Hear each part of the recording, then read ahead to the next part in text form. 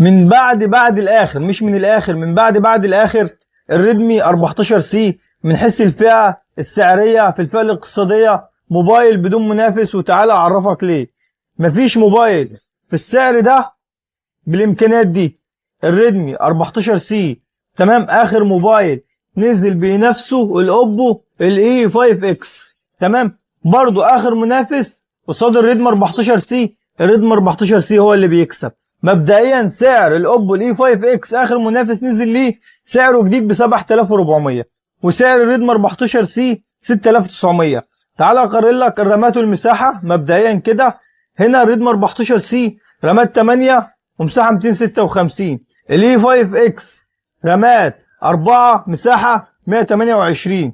تعال نعمل مقارنه الكاميرات. الكاميرا في الريدمي 14 سي 50 ميجا بكسل واماميه 13 ميجا بكسل. تعال اعمل لك المقارنه في الموبايل الثاني. الموبايل الثاني كاميرته الاماميه 8 ميجا بكسل الاي 5 اكس، وكاميرته الخلفيه 32 ميجا بكسل والاماميه 8 ميجا بكسل تمام. تعال اعمل لك مقارنه، والحته دي بما يرضي الله يكسب فيها الاوبو الاي 5 اكس. الحاجه الوحيده اللي هي الشاحن والبطاريه. البطاريه تاتي معنا في الريدمي 14 سي 5160، وتاتي معنا في الاوبو الاي 5 اكس 6000 امبير تمام.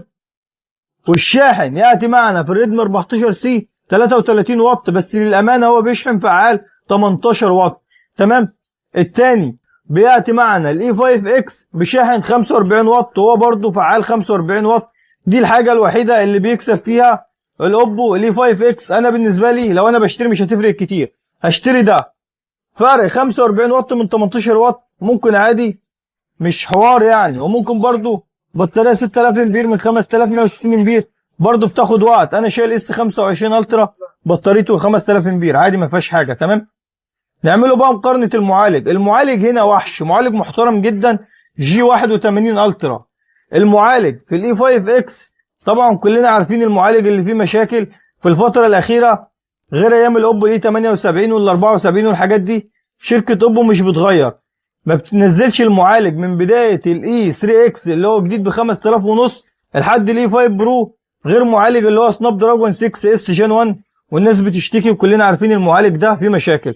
برضه الاي 5 اكس المعالج بتاعه سناب دراجون 6 اس جين 1، وهنا المعالج بتاعه جي 81 الترا، حاجه محترمه جدا تمام.